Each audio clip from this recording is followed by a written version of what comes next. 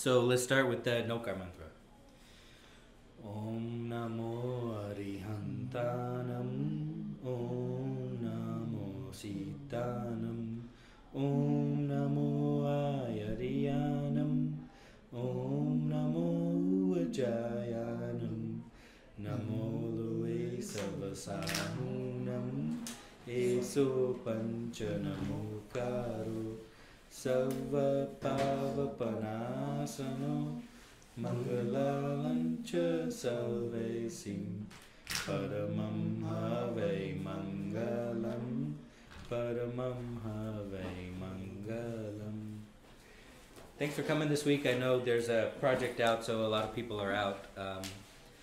But you remember last discussion we talked about the 5 anuvrats, or the 5 minor vows. So who can remember what they are?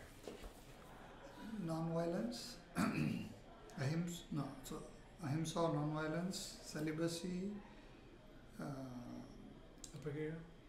yeah, that's right. non-attachment, right. Yeah, non-attachment, and two more. Truth, Non-lying and non-stealing. Yeah. So if you remember, we discussed the first 2, non-violence and non-lying, and our takeaways from there is non-violence is probably much more than you were expecting, and it encompasses much more than you're expecting. And then non-lying is not considered factual falsehoods, but any falsehoods that... so the takeaway was that non-lying doesn't include factual falsehoods, which was counterintuitive. So today we're going to discuss the next 3, non-stealing, celibacy, and non-attachment. So as expected, just like last time, these are going to be much broader than we realize. So non-stealing seems pretty simple, just like, hey, come on in. It seems pretty simple, just like non-lying seemed pretty simple until it wasn't. So here's what non-stealing means. Stealing is taken what is not properly given. So that might be a little broader than you were expecting. It's taking what is not properly given. That means if you see a dollar bill on the ground and you pick it up, well, that is stealing, okay? Which was counterintuitive to me. That was, I puzzled over that for a little while, but it's not properly given because nobody gave it to you. Yeah. But again, with what intention you are picking that defines whether it's stealing or not, right? Because if you find it and you pick it up and you, let's say, right now here I find something, so I will put it in a Jivdaya. So, does that count again? You see, that's where the guy who owned it, you give it to somebody else, so he'll never know where it went. So at the end of the day, if everyone followed that practice, the guy who lost it will find his money. Yeah, I believe that picking it up to donate is better than picking it up and putting in your pocket, but I believe the best is to not pick it up at all. Okay. So buying goods for an extremely low price is stealing. Taking anything owned by others through injustice, dishonesty, fraud, and unfair means is an act of theft. So buying in sale on deals. Okay. No, that's not extremely low price though. So I think what it means is when a shop is closing down, they have these markdown sales. Everything must go, right? And it is usually at 80% or say if you go. Which is all marketing. Today I can tell you something $100 and it's 50% off. When reality is it's always been. This means taking advantage of the seller's helplessness, or keeping the material given by the seller as a mistake. So if you get too much, or if you take advantage of he's in a bad situation, then that's stealing. So maybe morally it is considered as stealing. Well, we're talking about morally here. But otherwise, what is morally the right price that they should, when they're selling, what is the right price he's selling at too? that is correct. But to that point, miss, it seems like we are taking advantage. Whoever is buying it is taking advantage of the seller. But actually, I don't think that's still. Even if he's selling at a lower price, at least he's getting something, then nothing, which can come completely to waste. That's why he's liquidating. Otherwise, he may not get anything, and his liquidators will, His losses would be more. losses will be more. You're giving him something than nothing. So I think we can all agree on unfair means in business, owning another man's property by fraudulent tricks, deceiving others and misleading them. But then it gets kind of broader. Harassing others and unnecessarily and unjustly. Harassing others unnecessarily and unjustly. That's stealing. Distressing the innocent. That seems pretty broad. It seems to have nothing to do with stealing to me. Distressing the innocent. You're stealing his peace. I don't know. I have a question mark by it. I don't know what that means. I cannot tell you. Maybe the author was feeling his oats a little bit here in the book and just decided to throw this in there. He got carried away a little bit. I don't know, but it's something to think about.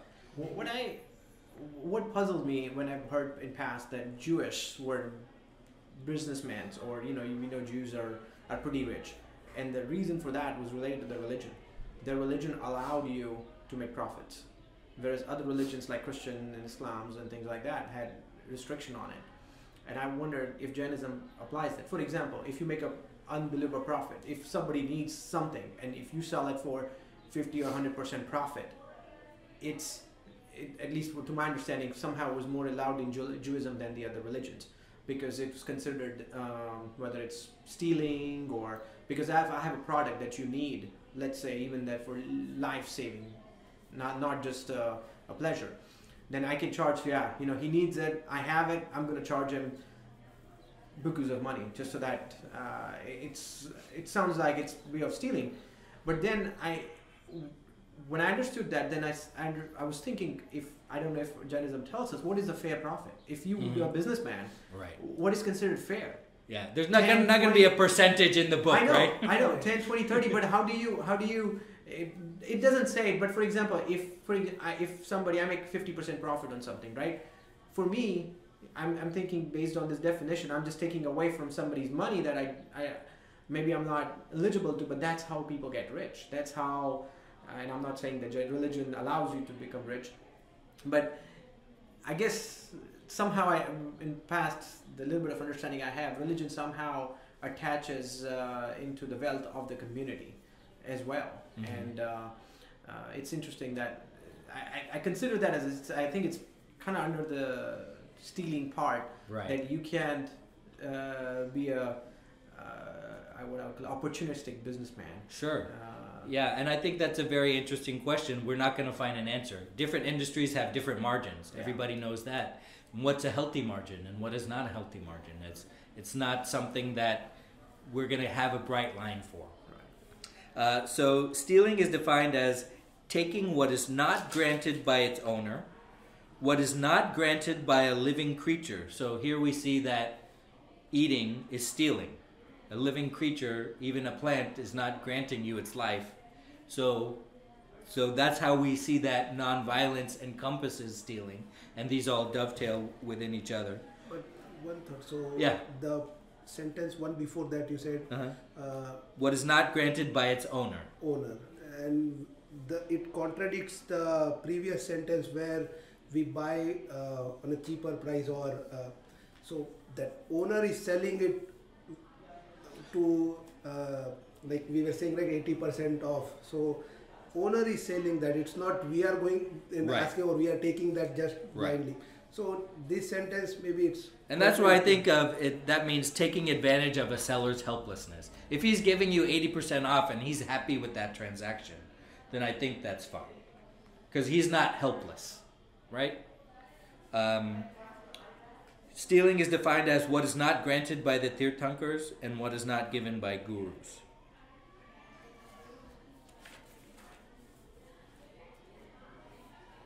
So questions on that. It's very interesting that this is a little bit broader than what we're expecting, just like not lying is a little bit broader than what we're expecting, and nonviolence is extremely broad. Can you repeat, if you don't mind, that the definition? Stealing is...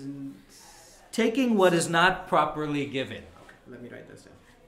It's a little bit kind of a cop-out definition, because then the question just becomes, well, what does properly given mean, right? And then you just have to define that to define stealing, but it's taking what is not properly given.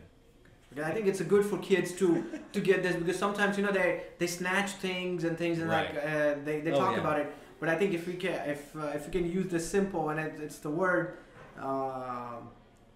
stealing is taking something that is not properly given. That's right. Okay, so let's move to celibacy. Celibacy, so this is a little bit broader than what we were expecting. We always think of sex, of course, and not having sex with someone other than your wife. But it also means sensuous activities, right? Desist from having sensuous relationships with the opposite gender, and from abetting others to have such contact. So, don't indulge in lustful stories, conversations, or talks about the other gender. So it's maybe a little bit broader than what you were expecting. Don't look with a lustful eye on another woman. Don't listen to the private conversation of a couple. Okay, so that's non-celibacy. Don't bring to mind the sensuous enjoyment one had in the past. Don't recollect a sexual activity or a sensuous activity that you had in the past for your enjoyment right now. All right? Avoid taking foods that are exciting, intoxicating, or stimulating, especially those that are oily or contain too much fat, because they produce passion. So what kind of foods are exciting, intoxicating, and stimulating? I mean, alcohol, right? Onions. I think onions are supposed to be onion garlic. Mm-hmm. Do you feel different when you eat these kinds of food?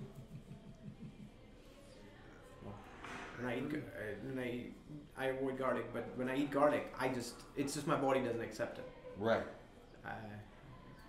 Is And chocolate also considered, right? No? Chocolate is also... too exciting? Oh, I've heard, right? Yeah. Yeah, it might contain too much fat. How do they produce passion?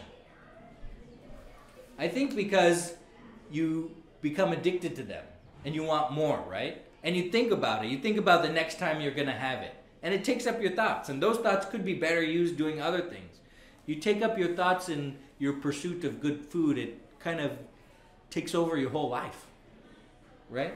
But we're talking about celibacy, so remember that these are all kind of intertwining with each other.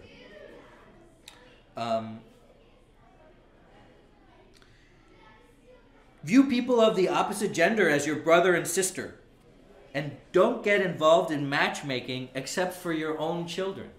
Now, how many people out there know that? Right? Isn't that one of the pastimes of a group of people? This matchmaking? A lot of these parents are in trouble.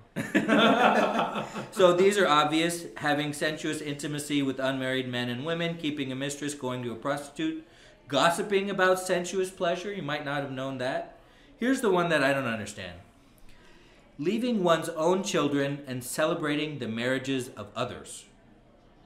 What does that mean? Leaving one's own children and celebrating the marriages of others. Why is that bad? When they say leaving one's children, like leaving them permanently, or? I don't know. It's just this bullet point. It's just this fifth bullet point.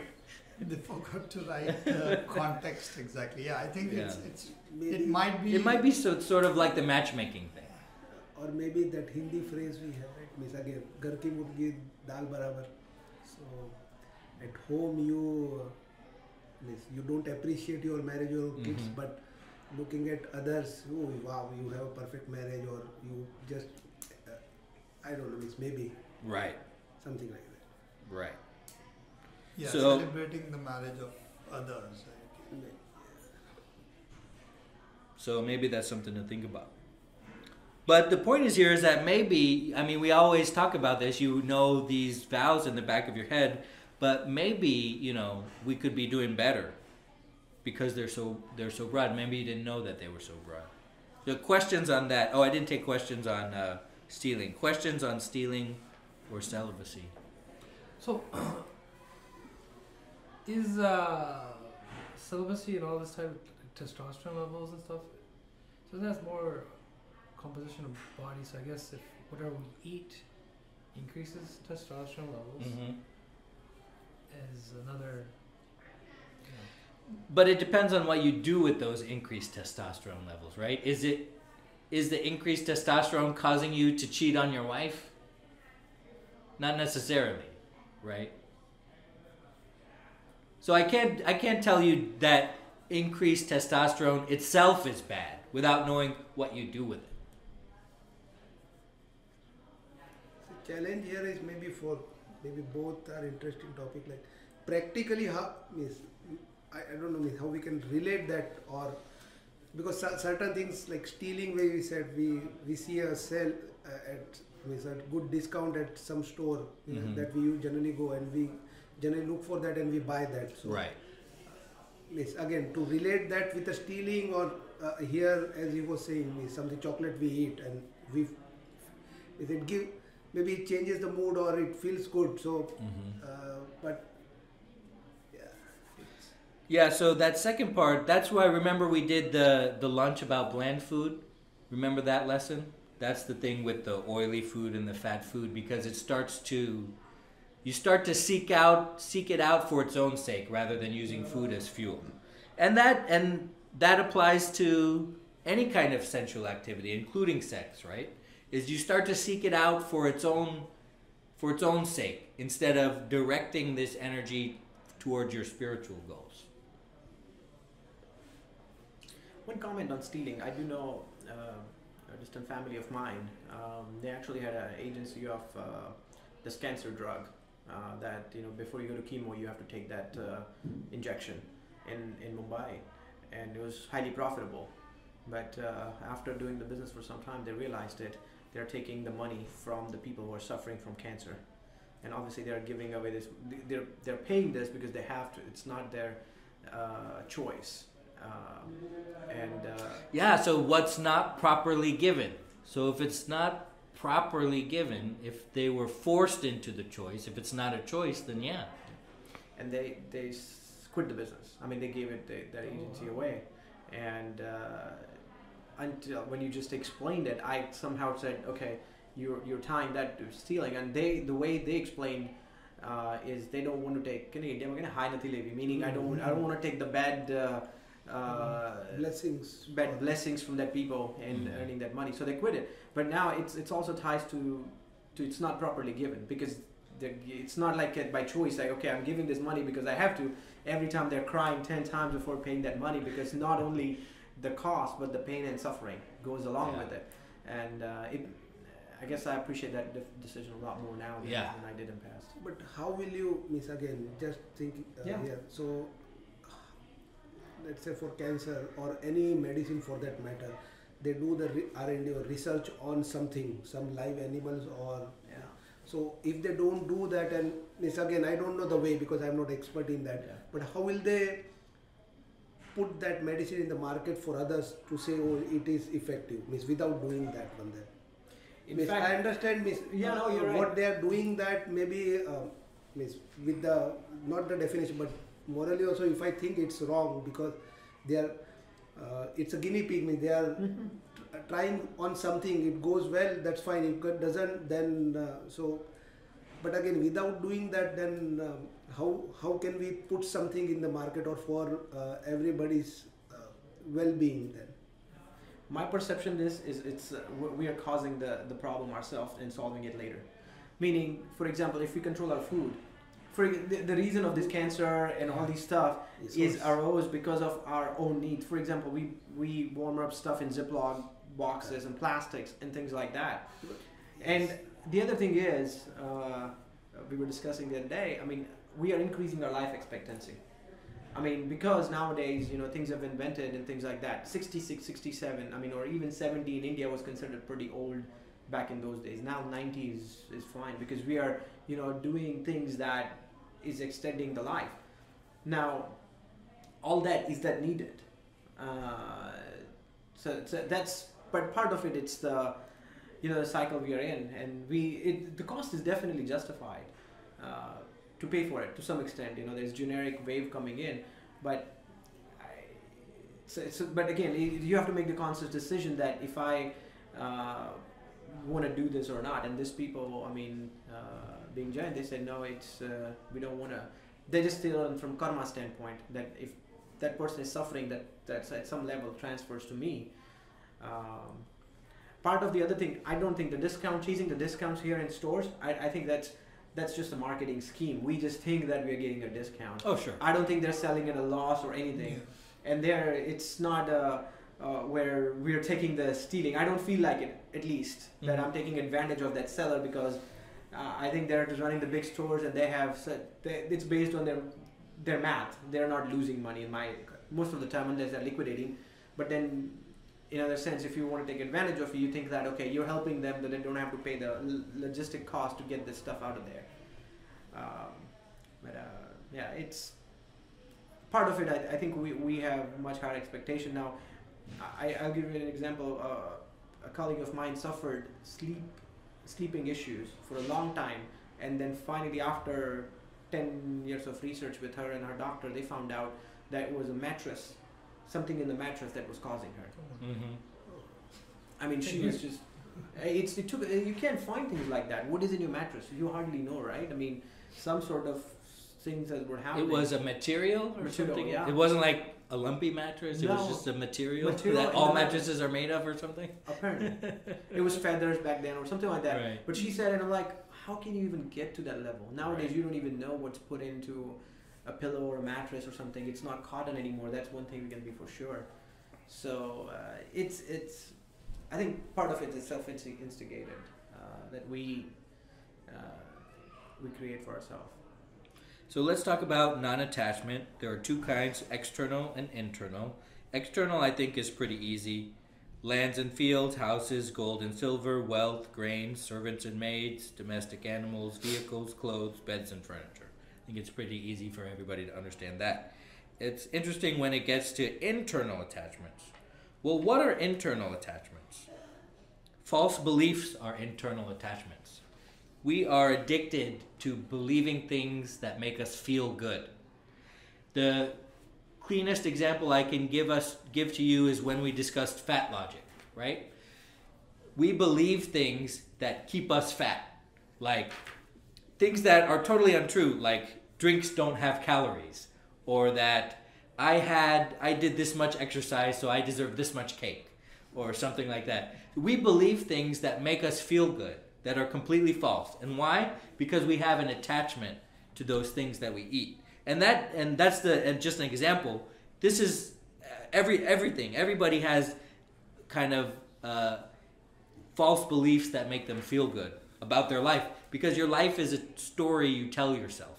And you constantly revise that story, and you're always the good guy. You're never the bad guy in your story in your head. So you always, even your bad actions, you kind of revise in those histories to make you be the good person. So what else are internal attachments? Well, here we see our friends anger, ego, deceit, and greed pop up.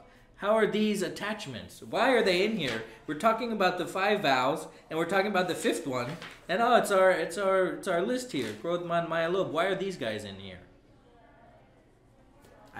Well, one thing I know, and it's our favorite example nowadays, for the kids, we know one belief is if you say anything loudly or show the anger, you have believed that they will follow.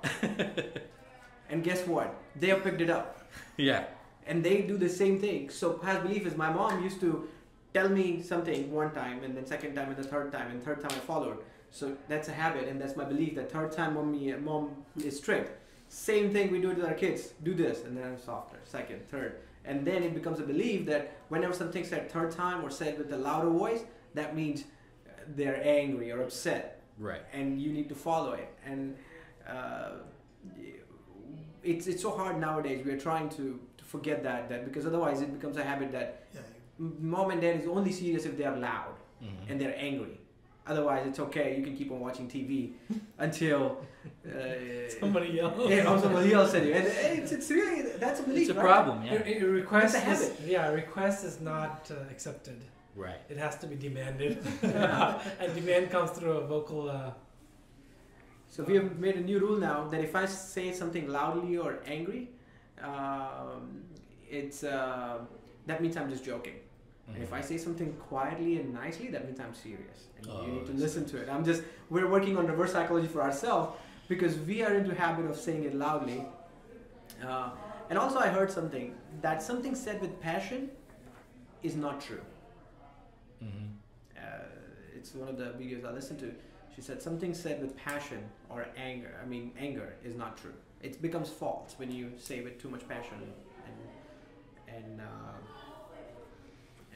Right. So remember our lesson about anger was all anger is directed at the self, right? So it's an attachment to your version of reality. And anger stems from the mismatch of expectations and reality, right? So anger is attachment because you're attached to your false belief of how things should be. And that's why you got angry. Ego, I think it's a little bit easier to see. It's your attachment to yourself. Greed, I think, is easy to see. It's your attachment to money and wealth and material things. But how is deceit an internal attachment? When you're lying, what are you attaching? What is your attachment when you tell a lie? The bad karma gets attached to your soul. Well, how is this related to non-possessiveness and non-attachment? Lying. So the purpose of life is to get rid of these karmas. Right. And in turn, when you're doing the deceit or when you're lying, you're making them still stick to your soul. You are self-attached when you are lying. Or whatever you're trying to protect, right? Is you're attached Right. to that. Why are you lying? So I'm mic's there, and I'm trying to protect the mic, so I'm attached to the mic. Right. You need to let it go. It's whatever the purpose of your lie is that you're not letting go of it. Exactly right. So the next one, laughter. Okay, so laughter and joking are attachments. Ouch, that hurts. Right? No jokes. So the next, here's where it gets really interesting. So we talked about these things that we do, anger, ego, deceit, greed.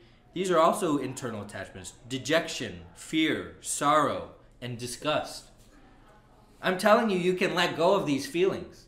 These are attachments that are hurting you. Fear, you can let go of fear. You're attached to your life, you're attached to your body. That's why you're fear. That's why you have fear. Sorrow, you're attached to whatever is making you sorrowful. You're attached to your relationships. You're attached to whatever loss you had that's causing you the sorrow. Disgust is an attachment, right? You're disgusted by some bad food, let's say. Well, why? Why should you be?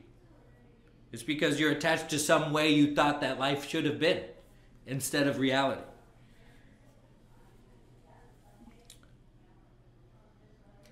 Yeah, I have. So normally a lot of people who get in accidents or something happens.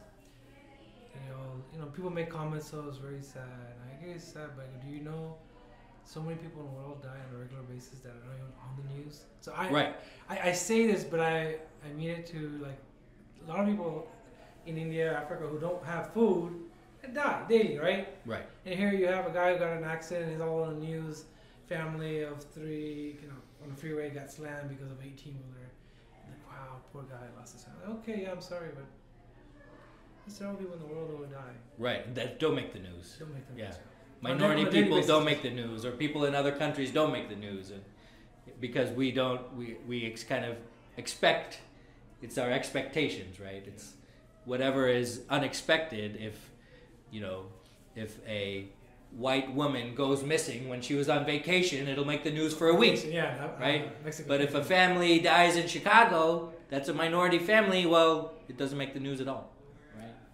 So, yeah, that is a very interesting phenomenon. This is very nice what the book says. It's called the life cycle of attachment. That's not what the book says. I gave it that name. This is the life cycle of attachment. Acquisition, possession, enjoyment, and protection of the property. These are all bad. You can see how multiple ones of these 5 vows are violated. Acquisition, okay? Possession and enjoying that possession. And now that you have it and you're attached to it, well, now you got to protect it and commit violence to protect this thing that you have, right? This is the life cycle of attachment, and it's also the cycle of destructiveness. So we have any questions on attachment? So based on what we heard, right? Yeah. Just a thought. If you take out all this emotion from a human being, Right. what is left? If you take out Equanimity is left. it's a robot, then we can relate it to the robot then, because robots generally only now human being is trying to put artificial intelligence into the robot, but otherwise that's what they don't get attached to anything. Right. They don't have greediness for anything. All these things are applicable to if we just have to relate to. But they don't have their mind on their own, right? I mean, you can. Correct. That's the advantage. See, the reason we are doing that because we apply our mind there, right? And heart there. So if we don't do that, most of them we can live, or we can follow this, or we can live this. Just. But if we leave this, we can come out of the life cycle, and we can go to moksha. Correct. Whereas No, for us, since that's the goal, right? I mean, if we do this, then can happen for us. That'd be the difference, I guess. Remember that one of the properties of your soul is infinite bliss. So no, I don't think that if you achieve moksha that you're a robot. I think that you have infinite bliss, and that's what we're trying to uncover. One thing is you said protection of this life cycle. Yeah. Protection. So basically, the protection, I guess, originated two industries, it's an insurance industry, right? Mm-hmm. If you have never fearful of your life, go talk to a life insurance agent, and he'll make sure that you're fearful of that. And you have all the policies in the world. Exactly. In case you die, what happens? Right. So that's for our own body, that we have life insurance. Then we have auto insurance, the house insurance, the nowadays travel insurance, flood insurance, and every sort of that. And it's because of all for protecting our body and our possessions. That's it. Mm-hmm. The entire industry is on that. So anything you can make anybody fearful of, you can start helping them to protect. More than body, it's possession, I think. Right. Because life insurance, for example, term insurance that you take is not for your body. It's basically after you have died, Protecting those others. protecting all your Correct. You're right. the extended family, right? Yeah. So medical insurance is obviously for your own body, but then insurance industry is making tons of money just by inducing that little bit of fear. These days I've seen even in India, they have specific medical insurance plan for cancer. So HDFC, for example, I have a credit card, so I get these emails, cancer specific term plans, meaning they are trying to. You're gonna get cancer. Yeah, you could get cancer, so better get protected now. And at this age, you will get, your premium is only this much, and once you reach that age, the premium will go up to this. So why don't you enroll now? So yeah, they are making money out of this protection and ensuring that as and when the awareness goes up, people are more and more aware of things and dangers that could happen. They are seeking out for protection. So we talked about the 5 minor vows. Now we're going to talk about 3 supporting vows, but we're only going to talk about one. The first one, geographical restraints. It's pretty self-explanatory. The less you travel, the less harm you can do. The second one, consumption restraints, also pretty straightforward. You can take a look at it eating the book. Can we talk about that a little bit? Sure. The less you travel, what you say? The less you travel, the less exposure you get.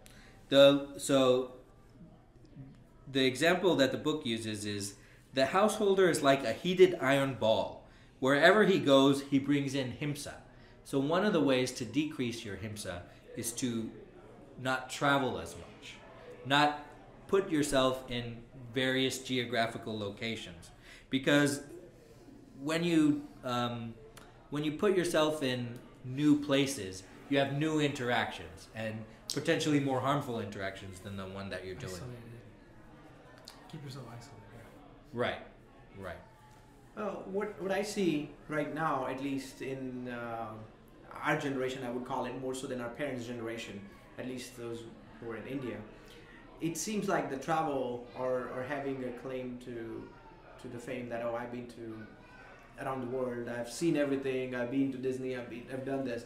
It's the thing to do nowadays, and it's somehow transferred to our kids more so. And I even read an article that Indian travel for status, not that they really want it. And this is an interesting way that it is connected to ahimsa. That more you travel, because there's a lot of resources are involved in your travel as well. So I'll give you a good example, a good analogy. The reason I drive the speed limit is to limit the interactions I have with other cars, the number of other cars that I do. Because we all know you could be a great driver and still get into an accident if the guy behind you is crazy and just hits you or is drunk or something, right? So if I drive the speed limit from here to Dallas, I'm only interacting, because most people drive the speed limit. So I'm only interacting, let's say, with 50 cars, right? But if I drive 20 miles over the limit, I'm all of a sudden, I'm overtaking many and many cars. I'm interacting with, instead of 50, perhaps 200, 300 cars. So the chances of my encountering a crazy person behind the wheel go up. Okay, so the same way, that's what this geographical restraint means. When you're interacting with less things, there's less of a chance to get screwed up. But that's for your own self, right? If yeah, yeah. For example, you are driving the car, right, from here to Dallas. Right. Now, you're a great person, but like, for example, if somebody drives who is crazy, right? Say, for example, I'm driving crazily, I'm driving above speed limit, and I'm increasing exposure, I would be better off staying at home rather than taking that hazard on the road. Sure, yeah, that's what this says. You're better off staying at home and not going to Dallas. Right. Yeah, but it's about managing your probabilities, right? It's about managing the risk you take in your life. But this third one is the most important one, this third supporting vow. Avoidance of purposeless activities. That was made for this day and age. That was made for the smartphone. It was made for social media. It was made for YouTube. It's made for Facebook. It's made for Instagram. It's made for Snapchat. Okay? To try to avoid the things that just do nothing. Just purposeless activities in your life. So what are they? Give advice to others about methods of earning involving doing wrong. Giving away or gifting weapons, okay? Inauspicious concentration. Ruminating on violence, untruthfulness, theft, and protection of something that you acquired, okay? Brooding over the enjoyments of forbidden sensuous activities and other worldly pleasures. Watching theatrical representations, dances, and other public shows which arouse sex passions. Of course, pornography, right? Pornography is a useless activity. Social media is a useless activity. See, there is this weapon point you had, right? So yesterday I was watching this daily show. It comes on Comedy Central. Yeah, Trevor Noah. Correct. So their entire panel was in one of the conference, and one of the guy did the research and presentation on gun. So in US, that gun violence was the hot topic. So they want, and generally the reason I see that, because if you see same thing on CNN, they just tell you the news, and here they give a truth with the twist and fun, right? So that guy visited a country, I forgot the name, maybe Switzerland. So there also there is no gun control, and 15-year kid will have AR-15 or what means that gun, and after school they go for learning to the shooting ranges and to learn that. So that this guy was there, Michael Costa, and he was standing with them, and the cows were grazing in the back side, and when they were learning their shooting range, right? So the thought that came to that guy's mind, Michael Costa, that let's shoot the cow there because it's right there hunting, right? And the boy or the people who were doing that, it didn't cross their mind also that can be done, or that it's possible to do that. They were just learning that gun, and as against in US it's violence, right, in their mind. So what was that point you said for gun buying and selling, right? But again, so that thought process again, here buying and selling the gun or gifting gun here and as against that country, the meaning for both places is different. So what is the meaning they do? They give kids train over there on guns. Yes, means it's something protection, or means it's not for violence. So detail we can read about that, but he was trying to say there are countries where they have guns, everybody owns gun, but they don't kill people. That was the message he was trying to want to say through that program. Here, the reason Americans keep gun means to protect themselves, and they kill people. Protection is fine, but they kill people also, and especially Chicago example where every now and then, so everything was related, especially what is happening right now in US. Well, that's more of the environment, right? So America has a very diverse environment. The whatever, low poverty, all the other stuff, whereas Switzerland or a country like that, whereas I don't even know if poverty exists, or the government takes care of everything and everyone. So if those problems exist there, then that people have those guns, they will make leverage of that. So then, in that case, we say, if we compare US and India, right? So India is more corrupt. That's what generally perception is. So in that case, if we have the same population here, what will happen in US then? They say it's the largest democracy, means US is the best country, means especially, and again this daily show, there is one lady, Daisy, she did a presentation on women's and empowering women, right? So there was a research and US was placed at 49th. So there were a few countries, they were not part of the list also, but her point was, let's go and see who is number 1, number 5th or number 10, what they are doing for women. It's so right. In US it's not good for women. Right now if we ask, immediately what comes in our mind is India. Means a lot of things are happening for women in India, right? Bad things. So, but US also at the same time it's not safe for women right now. So there are 3 things that I'm hearing that are interrelated. Your point was that there is a culture of gun ownership, but that doesn't necessarily lead to a culture of violence. The two are less related than people think. His point was, well, we have income inequality here, and income inequality may lead a culture of gun ownership to lead to a culture of violence. So that's the kind of interplay between ideas that different countries face, and different countries are in different circumstances and will react in different ways. We were talking about no jokes.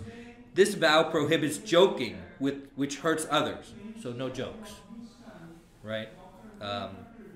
Because joking is a purposeless activity.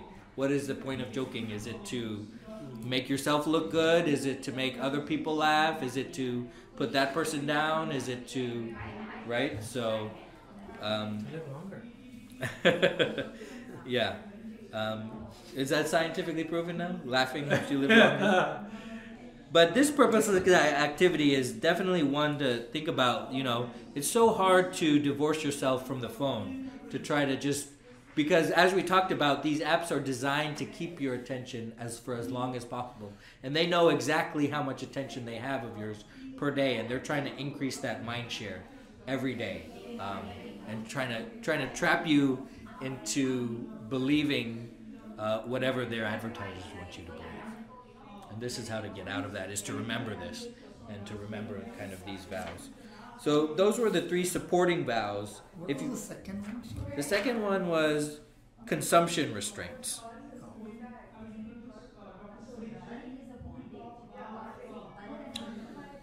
So not eating live objects, not taking not taking a mixture of living and non-living things, not eating provocative food, and things like that. There was an article. A lot of food stuff again. There is an article on what if it's available on Facebook also, or otherwise they have a website. So yesterday I read their article. What if the entire world goes vegan? What happens? Oh yeah. So Several industries fail and economies crash. And yeah, but there are good part is. Oh yeah, good parts. The cows generate not CO2. What was the other? Methane. Methane. It's more dangerous to the environment than carbon dioxide. So and they occupy means goats and cows. They occupy more land. So that's why farmers are not able to grow crops. And so Right. if everybody goes vegan, so there are a lot of positive side of it, because generally what people see, people think, oh, we have livestock and so there is an industry running, we have milk, and they will go jobless, and because we have those animals, they eat grass, so that cycle, so for soil also it's good. But there was a positive side of Sure. of it also, so it was good. What if? What if? And they do a lot of scenarios, I guess. Yes. This one. Yes. Interesting. So what if everything melts? On that topic they will give their again, see, from the fact, research and opinion, they give that. Nice. So questions or comments on any of that? So over these 2 parts, we've discussed the 5 minor vows. And so I hope that you give them another look. I know it's kind of the basic thing that we're supposed to do, but I think that if you crack open the book, there's more in there for you than might meet the eye at first. Well, thanks for coming this week. I really appreciate it. I know we have some other things going on, but I appreciate you making time for us this week. Thank you. Thank you.